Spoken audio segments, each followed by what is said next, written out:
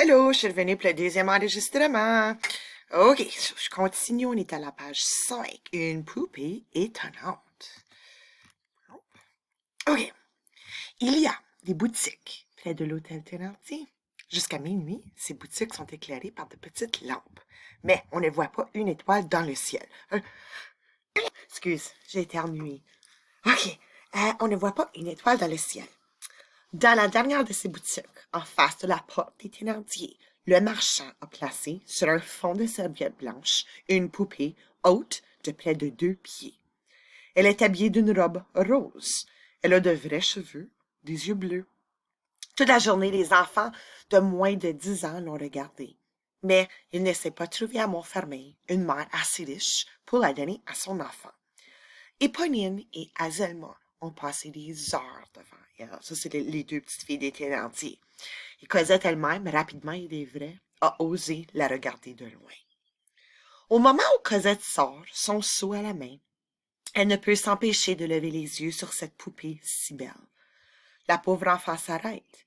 Elle n'a pas encore vu cette poupée de près. Ce sont la beauté, la richesse, le bonheur qui apparaissent à ce malheureux petit être. Elle regarde cette belle poupée rose, ses beaux cheveux d'or, et elle pense. Comme elle doit être heureuse, cette poupée-là. Ses yeux ne peuvent quitter cette boutique. Elle croit voir le ciel. Il y a d'autres poupées derrière la grande. Le marchand qui va et vient dans le fond lui semble être lui-même un dieu. Elle oublie tout quand la voix de la Thénardier la rappelle à la vie. Comment, chienne, tu n'es pas partie? Attends, je vais te battre! Cosette se sauve en portant son seau et faisant le plus grand pas qu'elle peut. La petite toute seule. L'hôtel Thénardier est dans cette partie du village qui est près de l'église. C'est à la source du bois, du côté de Chelles, que Cosette doit aller prendre de l'eau. Tant qu'il y a des maisons et même seulement des murs de deux côtés de son chemin, elle va assez bien. L'éclair d'une lampe à travers une fenêtre, c'est de la vie. Il y a là des gens et cela l'empêche d'avoir peur. Cependant, elle avance déjà plus lentement. Quand elle a passé la dernière maison, elle s'arrête. Elle pose le seau à terre et passe la main dans ses cheveux. Maintenant, ce n'est plus Montfermeil, ce sont les champs. La campagne est noire devant elle. Elle regarde avec désespoir cette ombre où il n'y a plus personne, où il y a des bêtes. Elle les entend qui marchent dans l'herbe, qui remuent dans les arbres. Alors elle reprend le seau. Bah, dit-elle, je lui dirai qu'il n'y a plus d'eau. Et elle entre à Montfermeil. Elle s'arrête. Maintenant, c'est la Thénardier qui lui apparaît. La Thénardier avec sa bouche grande comme le trou du fourneau et la colère dans les yeux. L'enfant jette un regard triste en avant et en arrière. Que faire? Que devenir? Où aller? Devant elle, la Thénardier. Derrière elle, toutes les bêtes de la nuit et des bois. C'est devant la Thénardier qu'elle recule. Elle reprend son chemin de la source et se met à courir. Elle sort du village en courant. Elle entre dans le bois en courant, ne regardant plus loin, plus rien, n'écoutant plus rien. Elle arrête sa course seulement quand elle ne peut plus respirer. Elle entre dans la nuit, droit devant elle, sans penser, sans voir, avec l'envie de pleurer. So, elle a choisi d'aller dans le bois au lieu que de retourner voir la Thénardier. Il n'y a que 7 à 8 minutes de l'entrée du bois à la source.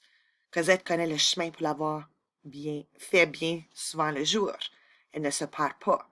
Elle ne regarde cependant ni à droite ni à gauche, de peur de voir des choses dans les arbres. Elle arrive enfin. La source est profonde d'environ la longueur de 2 pieds, entourée d'herbe. Cosette la connaît bien. Elle cherche de la main gauche un jeune chêne. Rencontre une branche, s'y prend et lance le seau en avant. Pendant qu'elle se penche, ainsi elle ne voit pas que sa poche est vide. La pièce de 15 sous tombe à l'eau. Oh. L'enfant ne l'entend pas tomber. Elle retire le seau plein et le pose sur l'herbe. Cela fait, elle se sent très fatiguée. Elle voudrait bien la partir tout de suite, mais l'effort pour remplir le seau a été si grand qu'il lui est impossible de faire un pas. Elle est obligée de s'asseoir, se laisse tomber sur l'herbe et y reste couchée. Et mieux de se dépêcher, ça y prend trop de temps, on va se faire battre. Au-dessus de sa tête, le ciel est couvert de gros nuages, noirs comme de la fumée. L'ombre épaissit encore. Un vent froid traverse la plaine. Il remue les branches des arbres, et des herbes emportées par le vent passent rapidement comme si elles se sauvaient devant quelque chose qui arrive. Les mots manquent pour dire ce que sent l'enfant. Elle se met à compter à voix haute. 1, 2, 3, 4, jusqu'à 10. Quand elle a fini, elle recommence. Cela l'aide au début, mais pas longtemps. L'eau de la source a mouillé ses mains. Elle a froid. La peur la reprend. Elle n'a plus qu'une pensée, se sauver, courir à travers bois, à travers champs jusqu'aux maisons, jusqu'aux fenêtres, jusqu'à la lumière. Mais le visage de la Thénardier lui apparaît. Elle prend le seau à 2 mains. Elle a de la peine à le soulever. Elle fait une douzaine de pas, mais le seau est lourd. Elle est obligée de le reposer à terre. Elle respire un moment, le reprend, se met à marcher, cette fois un peu plus longtemps. Mais il faut s'arrêter encore. Après une demi-minute, elle repart. Elle marche, penchée en avant, la tête baissée comme une vieille. Le poids du seau tend ses bras maigres. Ses petites mains mouillées ont froid sur le fer. De temps en temps, elle doit s'arrêter, et chaque fois qu'elle s'arrête, de l'eau froide tombe sur ses jambes. Cela se passe au fond d'un bois, la nuit en hiver, loin de tout. C'est un enfant de 8 ans. Il n'y a que Dieu à ce moment qui voit cette chose triste. Et sans doute sa mère, hélas, car il y a des choses qui font ouvrir les yeux aux mortes dans leur tombeau. Elle pousse une sorte de plainte, mais elle n'ose pas pleurer, tant elle a peur de la Thénardier, même de loin. Elle croit que cette femme est toujours derrière elle. Elle va très lentement. Elle comprend qu'il lui faudra plus d'1 heure pour retourner à Montfermeil et que la Thénardier la battra. La pensée des coups à venir se mêle à sa peur d'être seule dans le bois la nuit. Elle est déjà si fatiguée. Elle n'est pas encore sortie de la forêt. Arrivée près d'un gros arbre creux qu'elle connaît bien, elle s'arrête une nouvelle fois, puis se remet à marcher courageusement. Cependant, le pauvre petit être désespéré ne peut s'empêcher de s'écrier. Oh mon Dieu! Oh mon Dieu! À ce moment, elle sent tout à coup que le seau ne pèse plus rien. Une main, qui lui paraît très grosse, vient de la soulever. Elle lève la tête. Une grande forme noire, droite et debout, marche à son côté. C'est un homme qui est arrivé derrière elle et qu'elle n'a pas, entendu venir. Cet homme, sans dire un mot, a pris le seau qu'elle portait. L'enfant n'a pas peur. C'est qui cet homme? Weird. Qu'est-ce qui se passe ici, là? Je pense que c'est juste des notes de bas de page. On va aller à la prochaine page. There we go. OK. D'où vient l'homme? C'est qui l'homme? Je me demande. Weird. Dans l'après-midi de cette même journée de Noël, 1823, un homme se promenait, boulevard de l'Hôpital, à Paris. Il avait déjà loué une chambre dans le quartier. Cependant, il avait l'air de chercher et il s'arrêtait devant les maisons les plus misérables. On voyait qu'il n'était pas du quartier et peut-être de Paris. Cet homme avait des habits pauvres, mais très propres. Il portait un chapeau rond, vieux et souvent brossé, une veste très usée, en gros drap jaune, des culottes grises devenues noires aux genoux, des bas de laine noire et d'épais souliers. À ses cheveux tout blancs, à son front, à ses lèvres, à son visage fatigué, on lui aurait donné plus de 60 ans. À son pas, 50 seulement. Il tenait dans sa main gauche un petit paquet, dans la droite un bâton. Il ne parlait pas aux passants et se cachait quand il voyait des agents de police. L'un de ceux-ci le remarque et essaie de le suivre, mais l'homme disparaît dans de petites rues. Il se retourne bien des fois pour voir s'il n'est pas suivi. À 4h15, c'est-à-dire à la nuit tombante, il passe devant un théâtre où l'on donne ce jour-là les 2 condamnés. Il regarde un moment, puis quelques rues plus loin, il s'arrête devant une voiture qui doit partir pour Lagny à 4h30. Les chevaux sont prêts. Les voyageurs montent.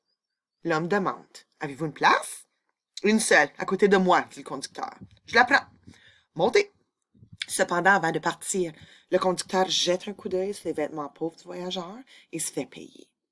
On part. Le conducteur part, mais le voyageur répond à peine. Il fait froid. On traverse Gournay et Neuilly-sur-Marne. Vers 6 heures du soir, on est à Chelles. Le conducteur s'arrête pour faire reposer ses chevaux. Je descends ici, dit l'homme. Il prend son paquet et son bâton et saute à bas de la voiture. Un moment après, il est disparu. Le conducteur se retourne vers les voyageurs de l'intérieur. Voilà, dit-il, un homme qui n'est pas d'ici, car je le connais pas. Il a de l'air de n'avoir pas d'argent, mais il paye jusqu'à la nuit et il ne va jusqu'à Chelles. Il fait nuit, toutes les maisons sont fermées. Il n'entre pas à l'hôtel. Où peut-il aller?